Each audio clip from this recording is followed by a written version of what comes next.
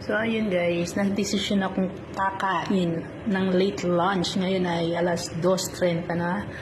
Ngayon pa lang tayo magluluto ng lunch, guys. At ang ating lulutuin ay hot cake o kaya pancake.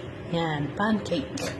Nag-crave lang ako sa pancake, guys. So, luto tayo ng lunch and merienda, guys. 2-in-1 na to, guys.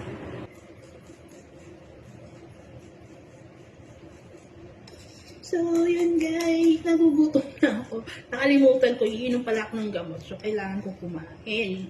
So, hot cake yung naisip ko guys, pancake.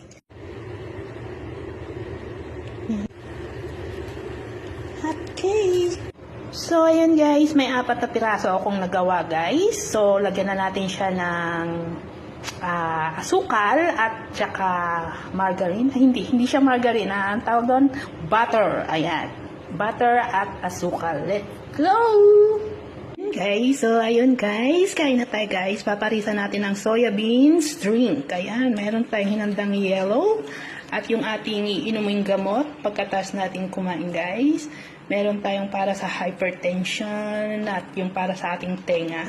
Antibiotics, allergy, and blah blah blah. Ayun, nakalimutan ko sa anti-swelling. Parang gano'n, ayun yun.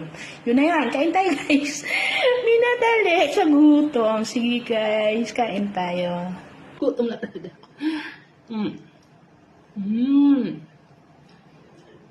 Gusto ko sa pancake, hot cake.